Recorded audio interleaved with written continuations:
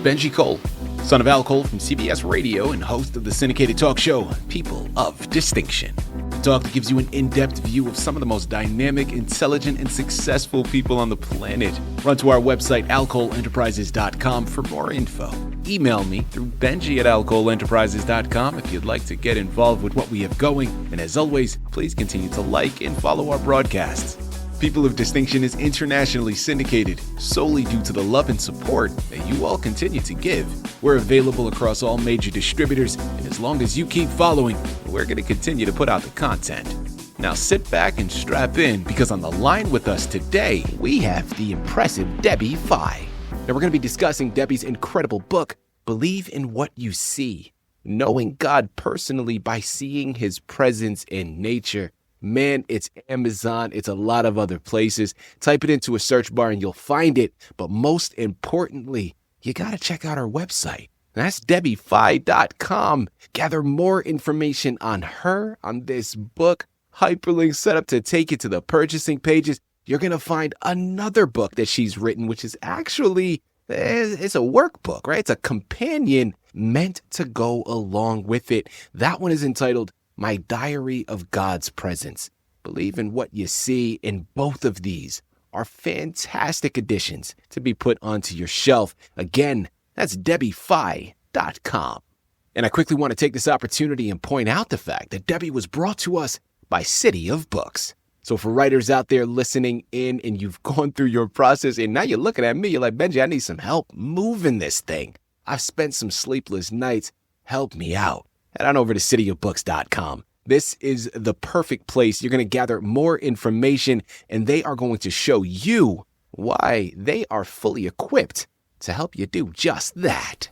And listen, it is a true pleasure to have Debbie here on the line. Man, you know what's interesting is you are all listening to me talk to you right now, most likely on a smartphone, right? On a device that connects you to everything. And yet, at the same time, it can leave you feeling completely alone. Now, it's interesting here when we analyze this because we've never been more, quote unquote, plugged in. Yet so many of us are yearning for a signal of a different kind, a genuine, unshakable connection. And enter Debbie, because her book suggests we've been looking for that connection in the wrong feed. She makes a compelling case that the natural world is actually the original and the most reliable network to be found. And it's one that never buffers, it never sells your data, and it's always broadcasting a message of love. And that's going to be the last pun. I promise you. We were having so much fun with this, my team and I, when we were creating it. We're like, oh yeah, throw this in there, throw that. But no, joking aside, people, I know you all can relate to it because I can. We are at such an interesting time. Technology is really taking over, and we are on the precipice of the next wave, right? AI is, woof, man, that's about to take us to another level. Let's start to get back. Let's recenter ourselves. And like she says there in her book, like just being in nature, I think it's something that I've really started, like definitely in the past few years now with having children and forcing myself to slow down a bit. I don't know if am I forcing myself or am I just always exhausted? I don't know. Bottom line is, people, I'm slowing myself down. And I find myself recognizing these subtle nuances in the world. So much beauty, so much peace that can be found that you got to take an opportunity to find. And listen, this is going to be a wonderful discussion, and I promise you're going to love adding this book to your shelf. Strap in. Here we go. Debbie, welcome to the network, and thank you for being a guest. How you doing today? I'm good. It's an honor to be here today. Thank you. Debbie, listen, the honor is all ours. Thank you again for being a guest. Start first and foremost at the foundation. Tell us more about yourself. Yeah, I'd love to. So I'm a farmer's daughter, grew up on a family farm in rural Kansas. So I was outside a lot. When I was in FFA, I was in high school. I was heavily involved in FFA and graduated from Kansas State University with an animal science and an ag economics degree. Then I went to work at the Kansas State Fair And I directed all the agriculture shows and all their competitions there. And so now I'm a farmer's wife and a GMA. So Love it. Listen, if we're talking about nature, is one thing that Debbie knows for sure, people, and that's nature, man. You understand this is coming from a knowledgeable place. Now, let's go into the book here. I have a lot of questions that I'm going to ask pertaining to it, but let's get a brief synopsis. Believe in what you see. Tell us more about it. I guess I have a question for you because this is how it started. So how many times do you think you take the beauty of nature for granted? Oh, every day, Debbie. I can't even put a numerical value on it. It's so easy to do, right? We get stuck in our heads and we're thinking about anything, and then we just forget to look around. So then it just becomes a habit. See, are there flowers outside your house? Are there flowers downtown? Maybe by the grocery store? You might be able to say, oh, maybe there's flowers, but what color are they? What kind are they? Do you actually take the time to smell them? God created nature to show us his presence and tell us about him. So his presence is such a gift, and it's meant to help us. Nature isn't a religion, but nature is God, and he's our provider. And I think God's peace is closer than we ever realize. Listen, I'm buying what you're selling here, okay? And I love the discussion and where you're pointing us. So now let's look at, from your perspective, obviously growing up, as you said, you're a farmer's daughter, now you're a farmer's wife. You are one in nature, and everybody listening in right now also understands we take it for granted so often, especially, I'm in Los Angeles, and I'm not born and raised here, but I've been here for decades now, and oh my goodness, are we spoiled or what? Like here in Los Angeles, it's sunny 70 degrees all year round. That's just our norm. I find it, I was actually going to the beach more when I was living in New England rather than all of the years that I've been here in Los Angeles. So that is just a notion to plug into what you're saying in terms of taking it for granted. But following this journey, what was that moment like for you? What was the one moment in nature where you felt God's presence so strongly and you thought to yourself, like, have to write this down. It has to be a book. It started out, my grandma taught me to see God in nature. And I share this as one of the stories in my book. But one day I was in high school, probably 15, 16. We were out in the pasture. We were putting hay out for the cows. They had a dairy. And so we were feeding the cows and we were riding out there. And my grandma, she leans over and says, Deb, what do you think is God's favorite colors?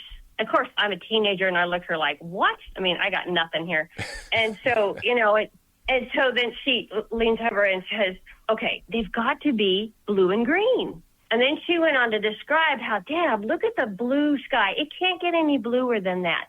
And then we had stopped by then, and so she stood up and kind of waved her arm out in front of her like a magic wand and said, look, it's green as far as the eyes can see. So I stood up and looked, and Grandma wasn't wrong. It was blue. And then she said, oh, and water's all blue. Was when everything I could see from the soil to the sky was blue or green. And so that really started it. That was just an amazing moment for me. And her question eventually changed my life. But then she began to teach me how to see God in nature.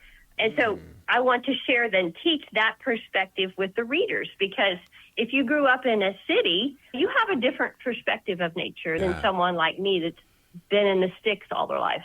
People, remember, you got to head on over. I could plug all the additional places, but the most important one is debbiefeyh.com, okay? Head on over there, purchase your copies today, and just to make sure there's no confusion, Feyh is spelled F-E-Y-H, okay? So make sure you got it right. Head on over there, purchase your copies today. But, Debbie, I love the simplicity of this in a way, right? This is something that I believe is universal to a certain extent, right? Like whether people are necessarily believers in, whether you want to say God, right? If they're Christian followers, Catholic, whatever the religion or the particular higher force is, right? Copy and paste yours, but it all circles together. And there's a beauty to that. But if we're going to focus specifically on God here, that's what we're going to name the higher force. What I love that your book presents, at least in my interpretation, and please correct me if I'm wrong, at its core, it seems that the book is less about searching for God and more so about simply noticing God. And I think that's an important delineation because as I interpret it, as I was preparing for the interview, it really struck me like so many people, they're oftentimes like they're searching for God. They're waiting to hear his voice. They're waiting for him to answer their prayers.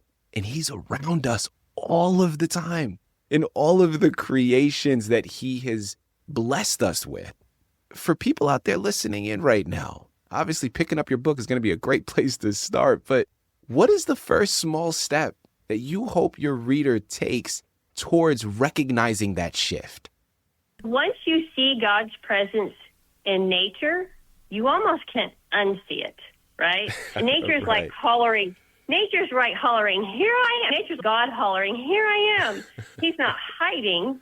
You know, he tells us so much about him. And okay, so like one other question here. Has there ever been a day since you were born that the sun hasn't risen, slid across the sky, and set with beautiful colors? No. There hasn't. Yeah. Because God is faithful. God is faithful because he created. It tells us in Genesis 1, like 3 through 5. He said, let there be light. And there was light. He created the darkness. And not only did he create, but he named it as well. When the sun comes up, we still say it's light outside. When the sun goes down, we still say it's dark outside. He created the word day and the word night. We still use that as well. There's 4 seasons in the year. Has there ever been a year in your life that there hasn't been 4 seasons? No, because God is faithful and he's always there. He never leaves us. And you can see him in all the aspects of nature. Nature's visual comfort to us. We can see the beauty and awe in nature and know that's God. Debbie, when you were creating this book, I'm curious, like, how did you know the order that you wanted this book to follow? Like, how did you decide the order? What feeling did you want to create for someone that was reading it from start to finish? I really want the reader to learn to live life expecting to see God in it. I mean, he's not distant. His presence is woven into every detail of your day through nature. Yeah. If you choose to look for it. And so I went through with how he created and how we went through it. And God created with a plan, and his plan has never changed from the very beginning. From day one, his plan has not changed. And there's so many scientific things also that go along with it. And NASA tells us that the surface of the Earth is 70% blue and 30% green. And that doesn't even count the beautiful blue sky. So if you're doing the math, NASA tells us that the Earth's surface is blue and green. And then there was a survey done, too, I talk about this in the book, that of people's favorite color. Guess what? Blue is people's favorite color. It was number 1. And green is number 2. And that's not only true in the U.S., but several other countries. And so God created, and we are a part of his story. Debbie, close us out here. My final question, tell us a little bit more about your other book, about this workbook, and your vision behind it. How do you see it as that companion for your readers? You know, God is a part of our everyday life, and that if you choose to look for it and write that down. When you see God's presence, and when you learn, say, once you see it, you won't ever unsee it. And so write that down where you saw God, because then when you have low times in your life and you wonder where God is, because sometimes it seems like there's a lot heavy silence, and go back and read that and say, oh yeah, God did this and God did this, because hindsight's 20/20. I mean, when you're going through problems, it's very hard to see the outcome. And once you look back, then you can see God. I wish from my grandma, I wish I had a book from her of that written down where she saw God in nature and where she saw God in different things. I would love to have that. So that's where that comes from. So I'm writing it down myself, even for my grandkids. Love it. Paying it forward, man. People, what a great place to close out. You all got it. We've barely scratched the surface. I promise you there is so much to be found. But I look at this conversation, and I also look at this book as a challenge, really, as a challenge for all of us. And for some, it's a harder challenge than others, right? Debbie mentioned before, like growing up on a farm, man, you're engulfed in that nature. You got to try to escape it. If you grew up in the city, more so like me, you're dealing with nature, but it's a slightly different type, right?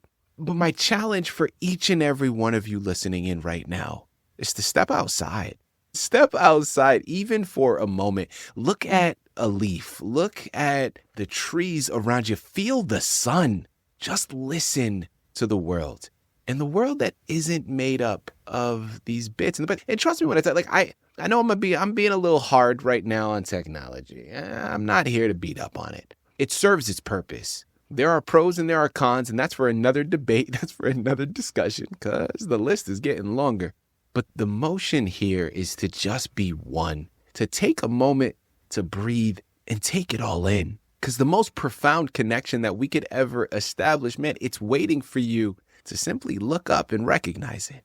It's waiting for you to, all right, last pun here, for you to believe in what you see. As I promise you, man, it's going to change some things for you once you do that. Again, remember, it's Amazon. It's DebbieFeyh.com. Head on over there, pick up copies today, and get lost in this magnificent book. Debbie, this has been a true pleasure. Okay, an absolute honor. Thank you once again for being a guest on People of Distinction. Thank you. Thank you so much.